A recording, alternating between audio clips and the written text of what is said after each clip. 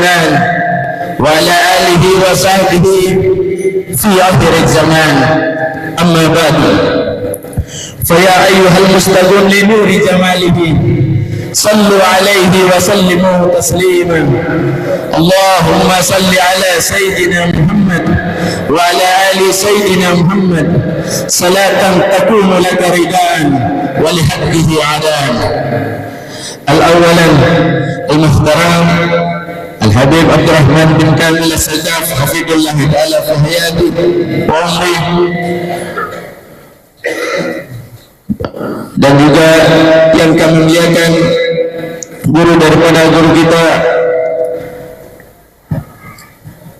Al-Ustadzina Al-Mukarram Muhammad Minanur Rahman MPD, yang merupakan salah satu murid daripada Kiai Haji Maimun Jubair rahimahullah. Semoga dengan kehadiran beliau di sini kita sama-sama mendapat keberkahan ilmu yang disampaikan beliau nanti dapat tersambung sampai kepada Habibina Muhammad Rasulullah sallallahu alaihi wasallam. Dan kepada orang tua kita, Bib Sayyidah Sajaf, Bib Aliyah Sajaf, dan para habaib yang tidak dapat kami sebutkan satu persatu, dan tidak mengurangi rasa hormat kami kepada para hadirin sekalian. Insyaallah kehadiran kita di sini dapat menghadirkan rahmat Allah Subhanahu wa taala semua.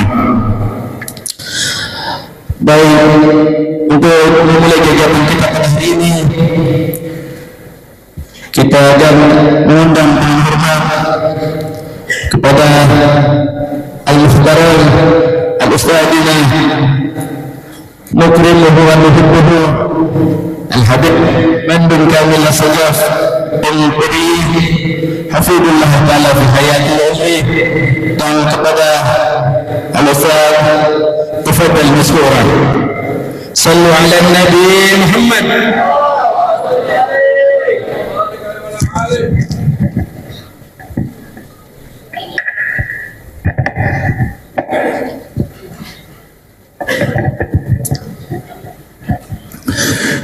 Assalamualaikum warahmatullahi wabarakatuh.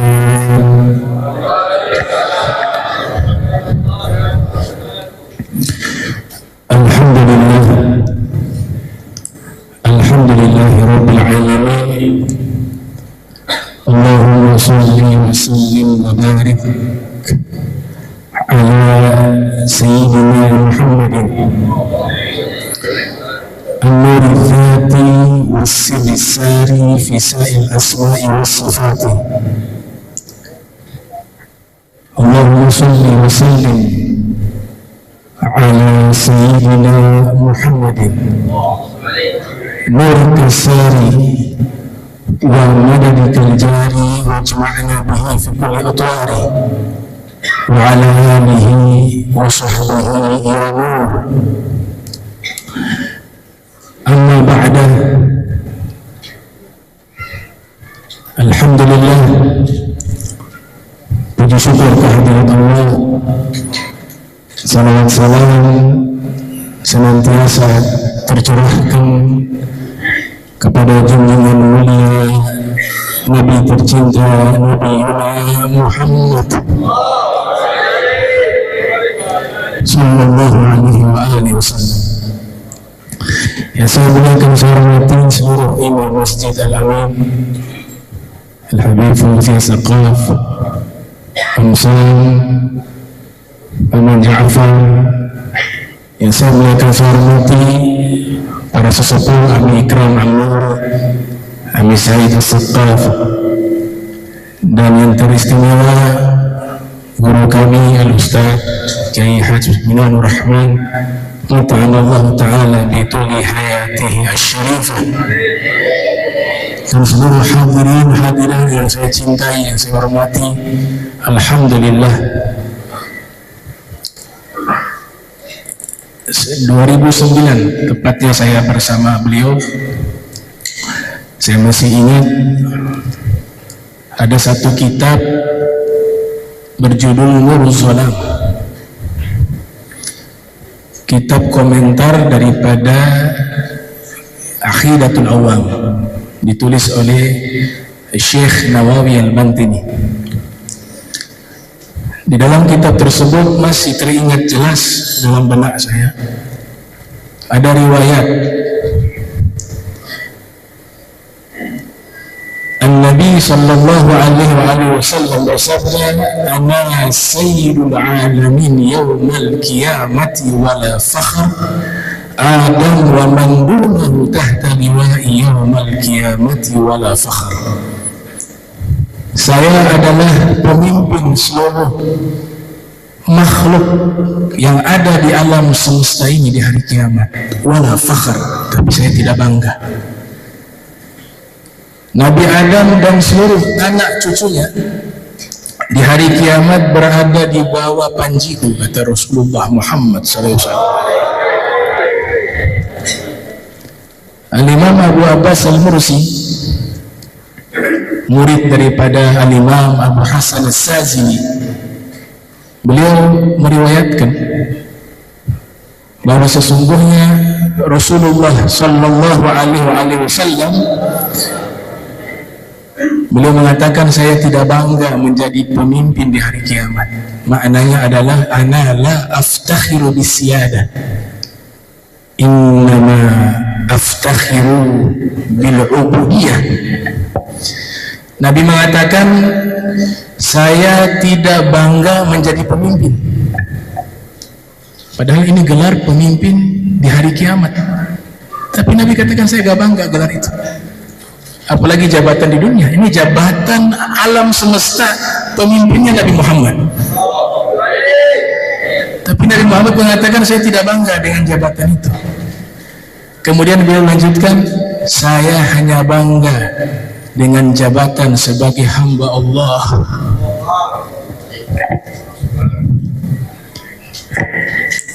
Wa inna Rasulullah min ghairi ribati imamun ala al-itlaqi fi kulli hadrati, wajihun ladur rahman fi kulli mutini wa sadru suduril arifin al-a'immati.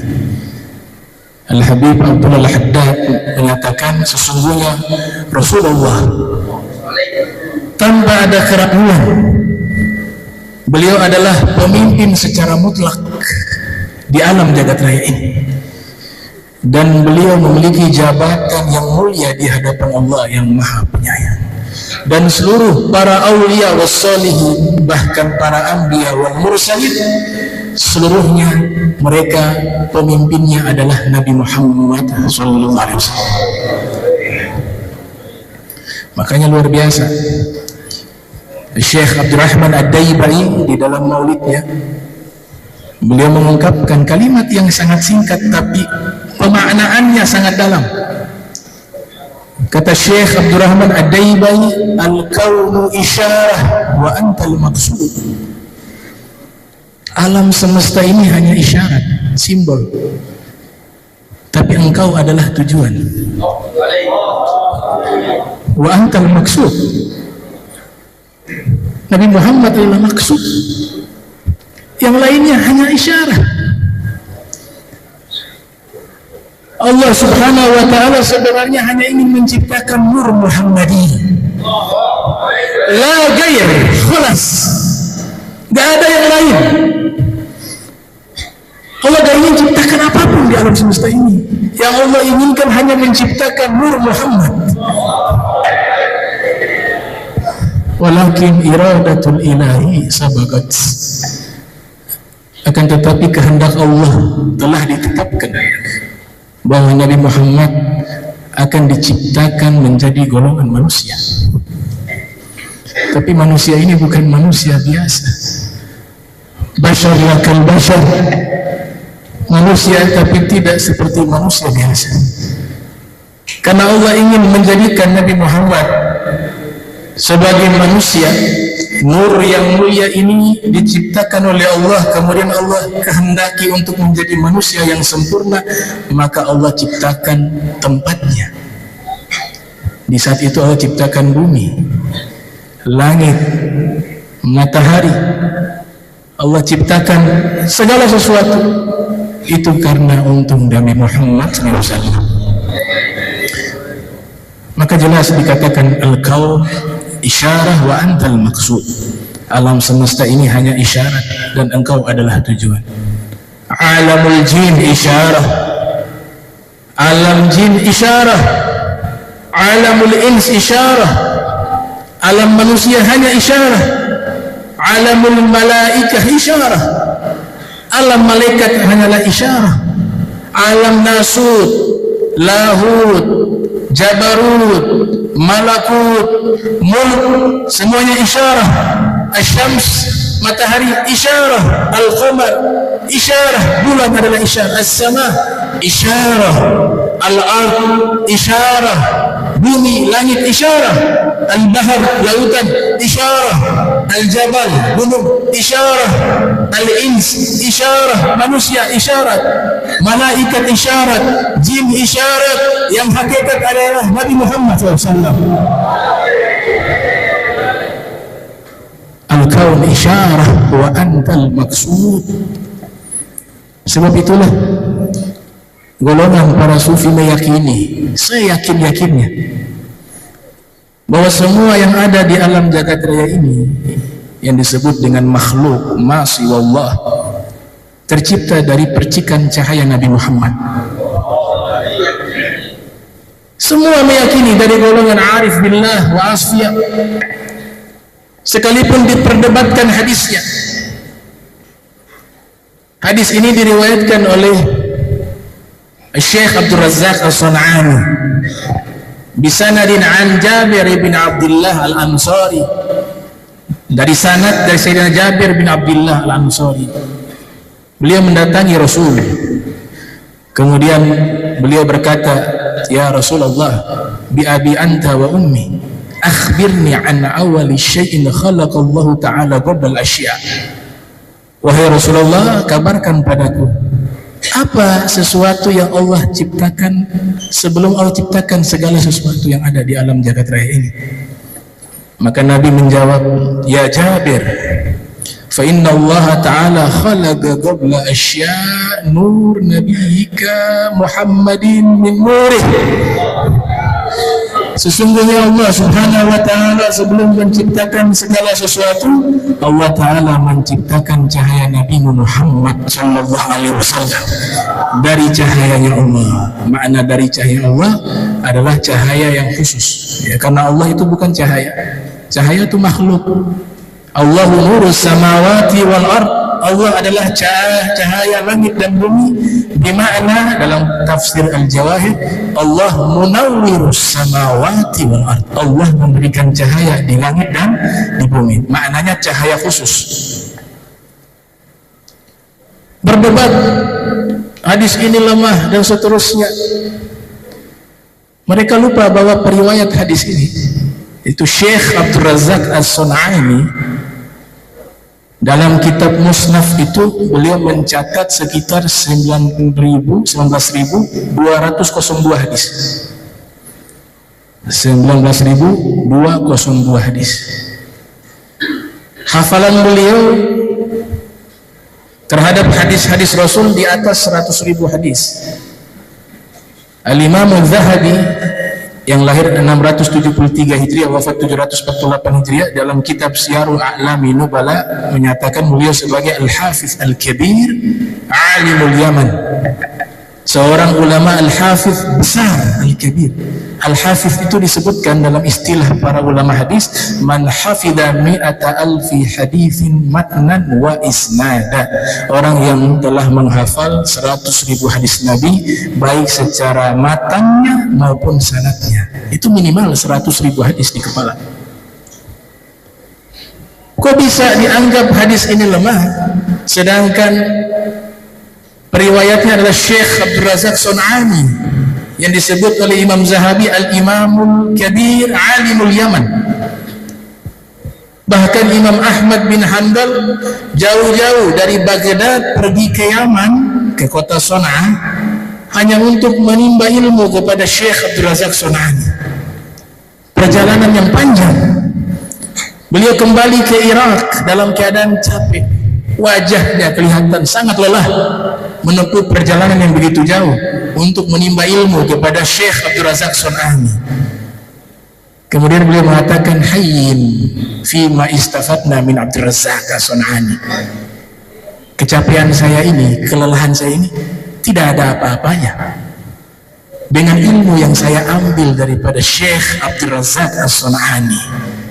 Beliau periwayat hadis tentang nur Nabi Muhammad SAW. Akan guru sekumpul mengatakan riwayat ini sahih karena Syekh Abdul Razak Son'ani termasuk tabaqat syuyukh al-Imam al-Bukhari, termasuk rantaian sanad guru-gurunya Imam Bukhari. Kita kenal Imam Bukhari yang memiliki kitab sahih, di dalamnya ada periwayatan sanad, di situ disebut namanya Syekh Abdul Razak As-Son'ani. Beliau pengarang kitab Musnaf. Maka beliau meriwayatkan hadis cahaya. Bahkan saya dapatkan satu riwayat yang lebih dahsyat lagi. Allah Subhanahu wa ta'ala ketika menciptakan Nabi Muhammad berupa An-Nur Muhammadi, ini jadi kajian ilmu khusus namanya ilmu Nur Muhammadi, ilmu yang membahas tentang cahaya Nabi Muhammad. Di mukaddimah kitab Al-Anwar karangan Al-Ghadi Syekh Yusuf Nabhani, Al-Anwar Muhammadiyah minal Mawahib Laduniyah, di mukaddimah beliau bahas tentang ilmu An-Nur Muhammadi secara ringkas, tapi belum terlalu mendalam. Ada riwayat yang lebih dahsyat ketika Allah Ta'ala ciptakan nur Nabi Muhammad. Allah berkalam kepada Nabi Muhammad, ya Muhammad, khalaqtuka, wahai Muhammad, aku telah ciptakan kamu, wa khalaqtu Aliyah wa Fatimata wal Hasanah wal Husainah wal a'imma min waladil Husain min nuri, yang artinya wahai Muhammad, aku telah ciptakanmu, aku telah ciptakan Ali, aku telah ciptakan Fatimah, aku telah ciptakan Hasan, aku telah ciptakan Husain. Ini Allah berkalam demikian. Dan aku telah ciptakan para imam-imam dari keturunan Husain, seluruhnya berasal dari cahayaku, kata Allah Subhanahu wa ta'ala. Nuri. Jadi kita ini fata morgana hakikatnya. Fata morgana. Yang wujud di alam semesta ini hanya Nabi Muhammad. Maka jika kita ingin menjadi yang wujud, maka hubungkan hati kita dengan yang wujud, yaitu Nabi Muhammad SAW. Maka akan terhubung dengan wajibul wujud, yang wajib adanya, yaitu Allah Subhanahu wa ta'ala.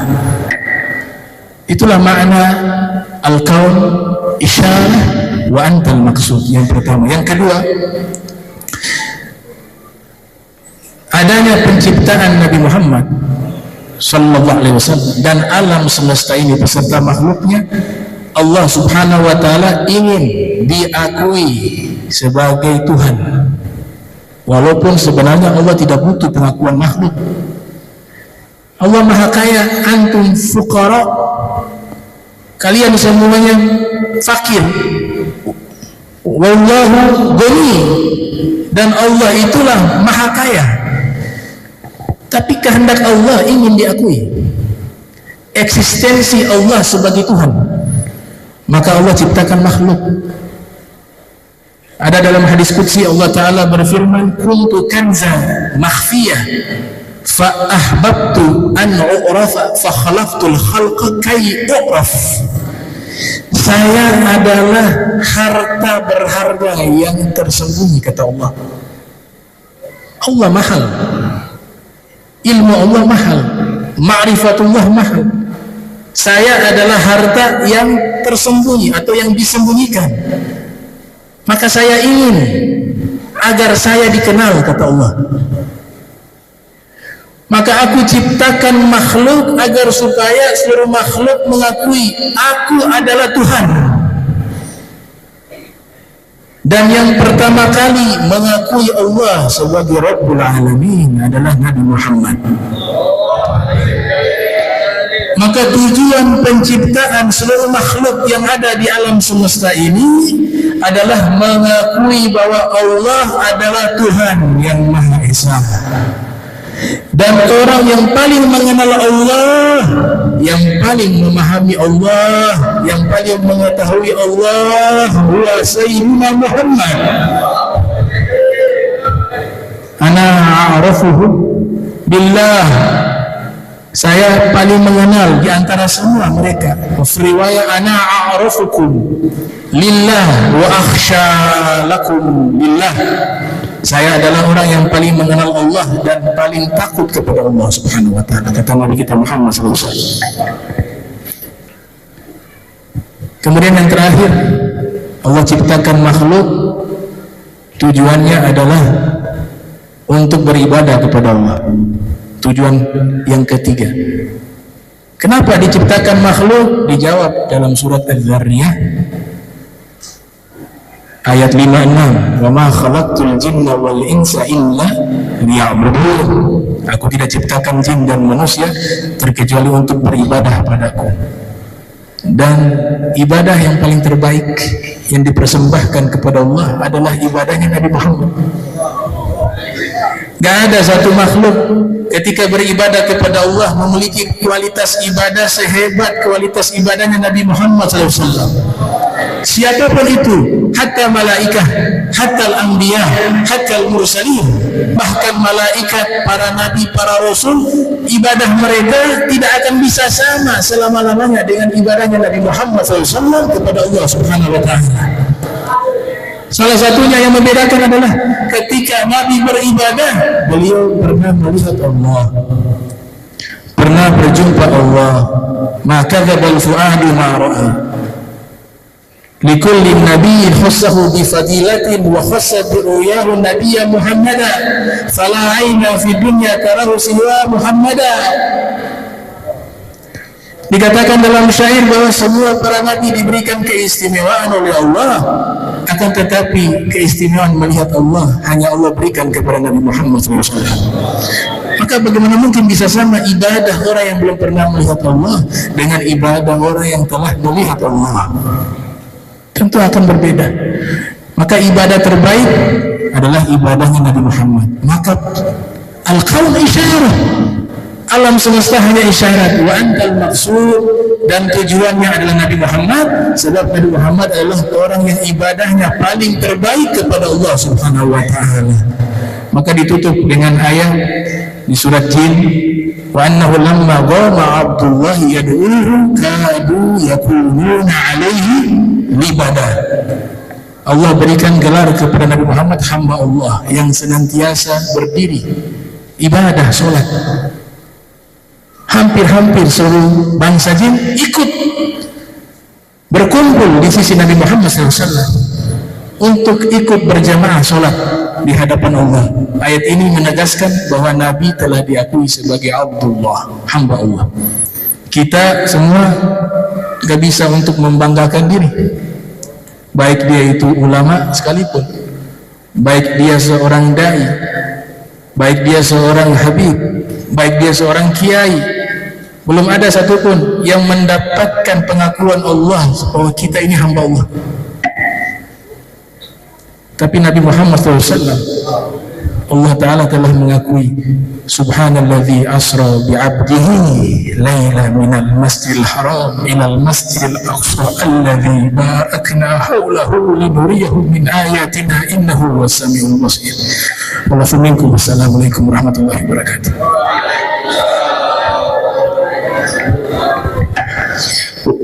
Waalaikumsalam warahmatullahi wabarakatuh.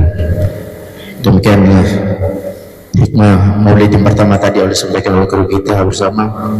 InsyaAllah dapat kita fahami dan kita menumbuhkan rasa cinta kita kepada Rasulullah SAW dan semakin mengenal kita kepada Rasulullah SAW. Demikian kita lanjut pada hikmah maulid kita yang kedua pada malam hari ini. Kita mengundang dengan penuh takdim dulu daripada guru kita Kiai Haji Muhammad Minanur Rahman MPD. Kepada Al-Ustaz Kiai kami persilakan. Tafadhal Mas Tuan. Nabi Muhammad.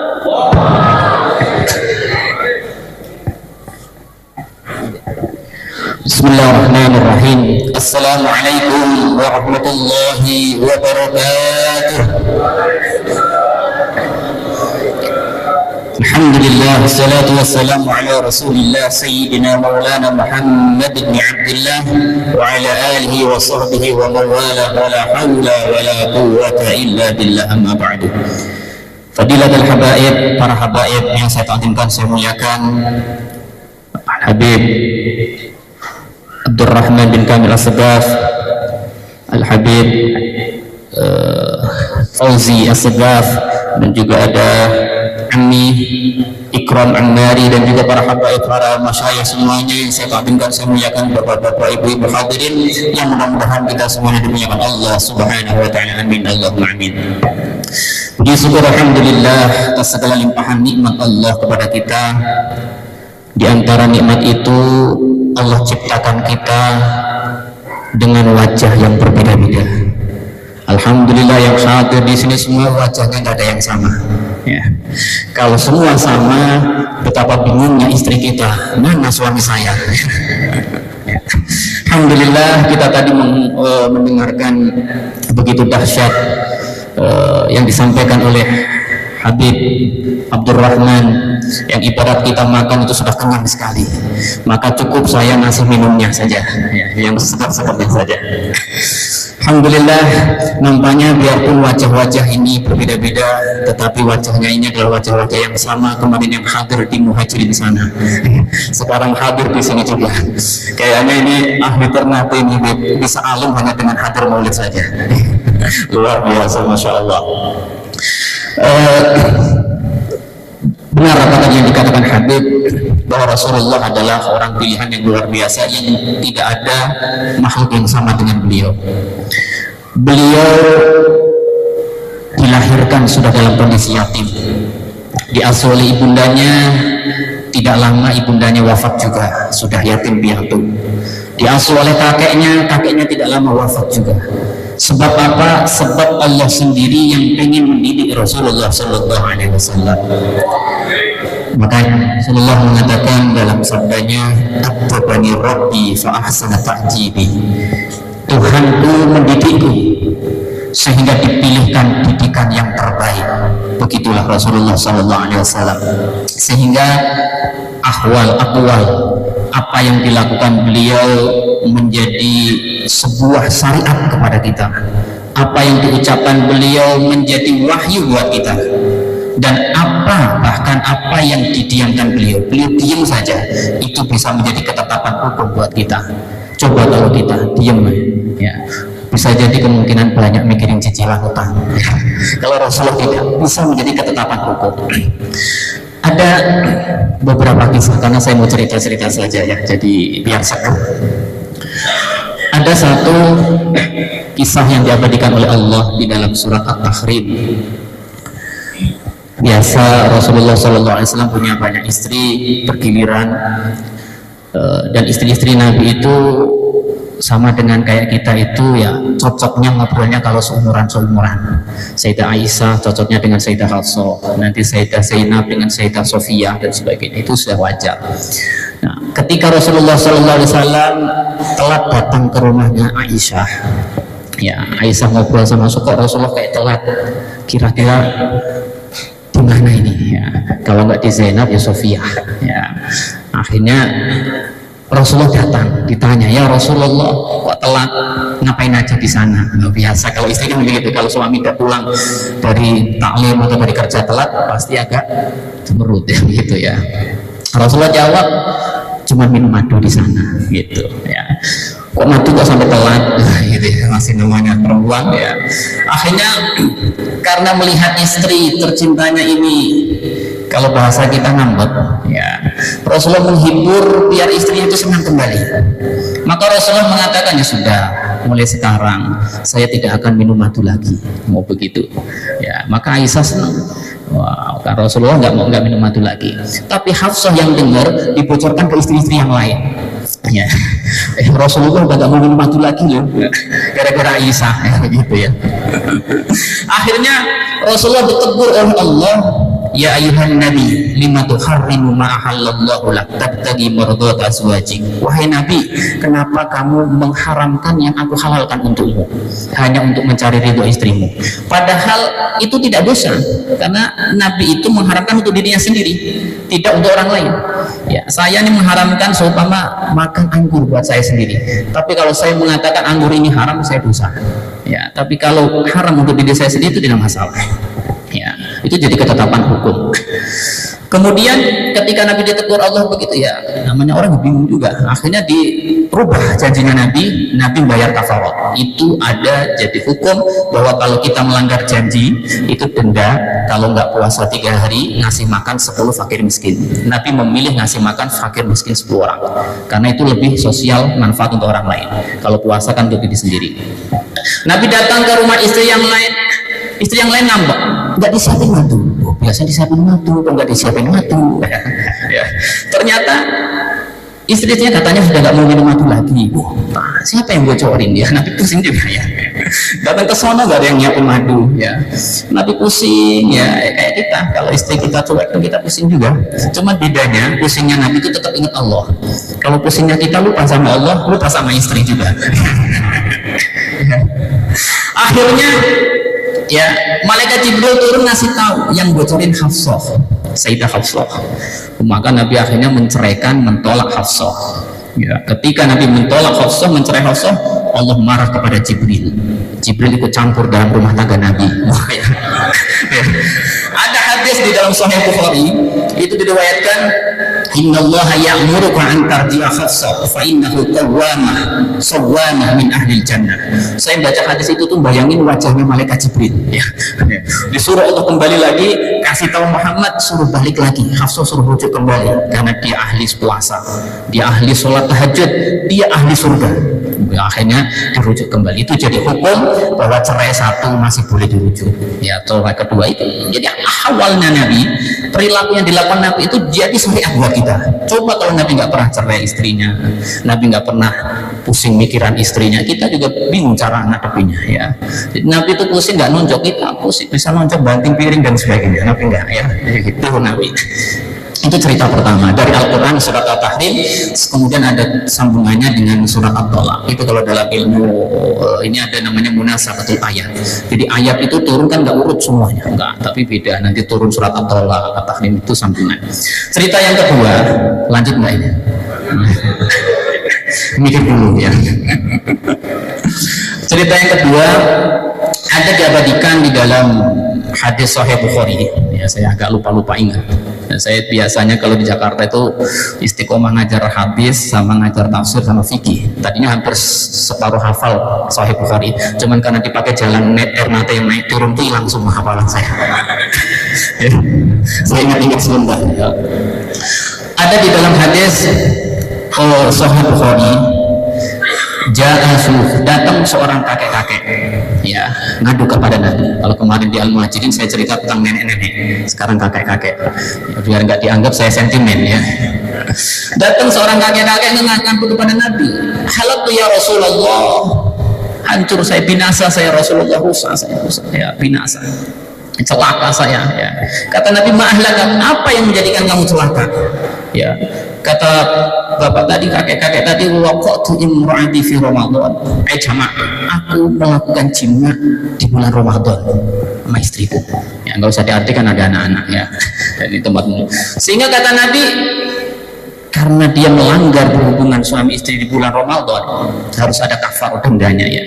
Nabi mengatakan, halaka raqabatun tu'aqibha, apa kamu punya budak yang bisa dimerdekakan? Lah, aku nggak punya budak ya Rasulullah.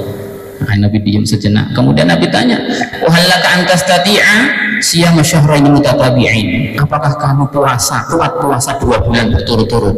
Lah, jangankan 2 bulan, Ramadan aja jebol. Nggak kuat nahan.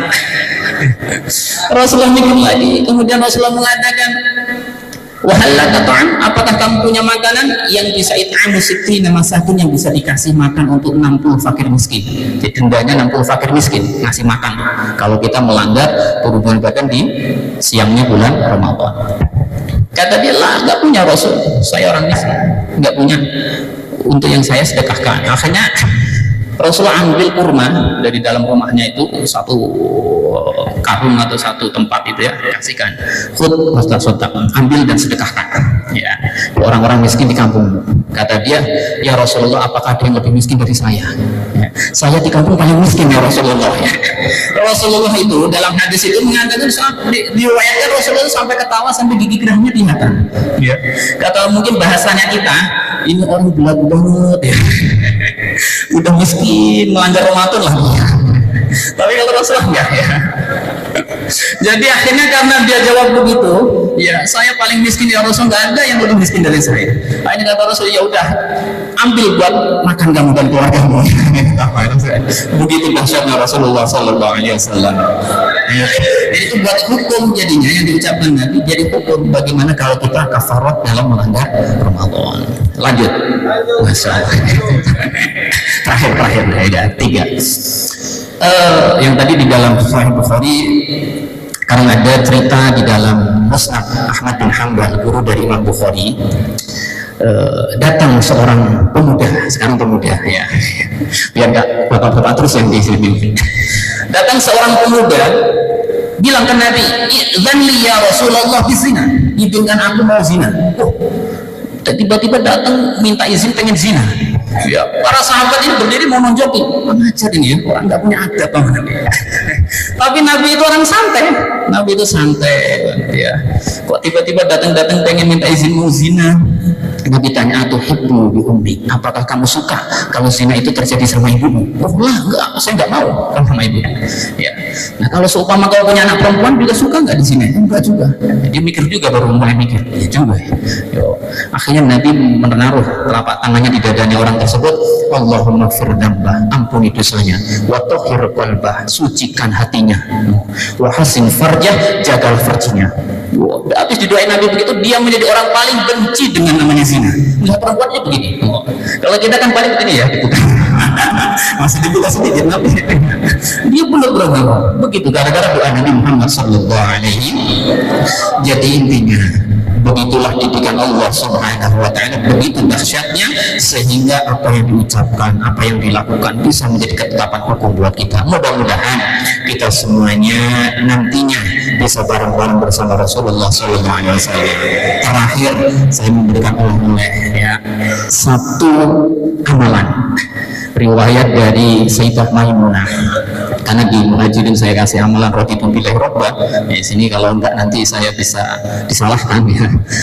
Ini amalan pikiran yang mana dikatakan di dalam hadis itu Rasulullah itu datang ke rumah Maimunah setelah subuh. Itu Maimunah dalam kondisi masih pikir, sehingga Nabi keluar dari rumah Maimunah itu, Maimunah dalam kondisi zikir, sampai Nabi datang lagi sekitar matahari sudah panas itu ya, jam-jam 10 atau jam 11 itu Maimunah masih zikir, kuat zikirnya, istri-istrinya Nabi ya. Ya, kalau istri kita kuat ngitung duit ya. Kalau istri Nabi kuat zikir ya.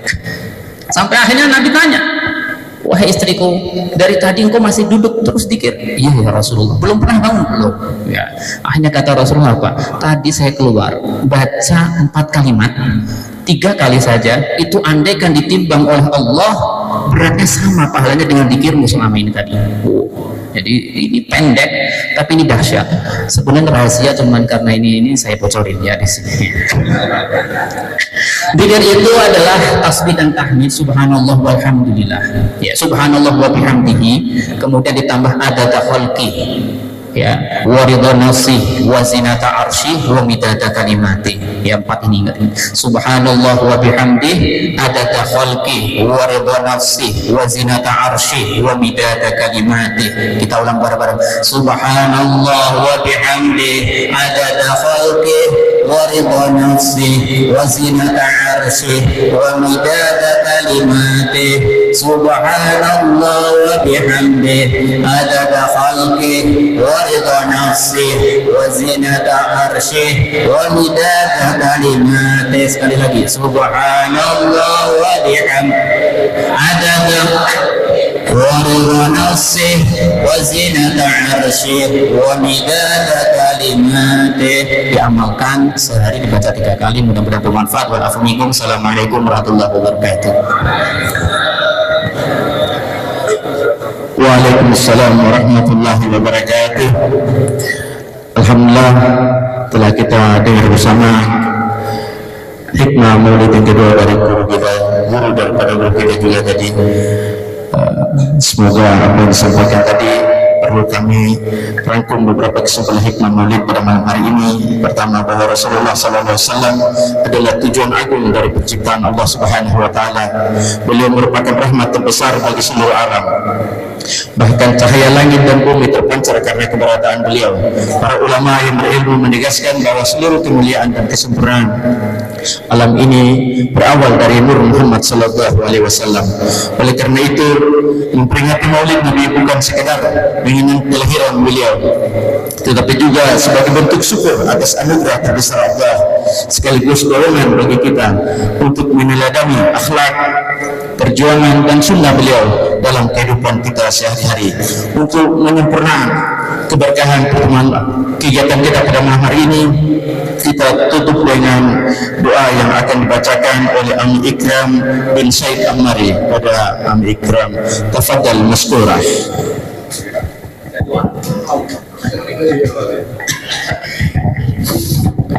على هذه النية صالحة وإلى حضرة النبي صلى الله عليه وسلم فاتحة. بسم الله الرحمن الرحيم الحمد لله رب العالمين الرحيم مالك يوم الدين إياك نعبد وإياك نستعين صراط المستقيم صراط الذين أنعمت عليهم غير المغضوب عليهم آمين. الحمد لله رب العالمين حمدا يوافي ويكافي مزيدا. يا ربنا لك الحمد كما ينبغي لجلال وجهك دين سلطانك. سبحانك لا نحصي ثناء عليك أنت كما أثنيت على نفسك ولك الحمد حتى ينال بحمدك رضيت ولا الحمد بعد الرضا ولك الحمد بعد الرضا.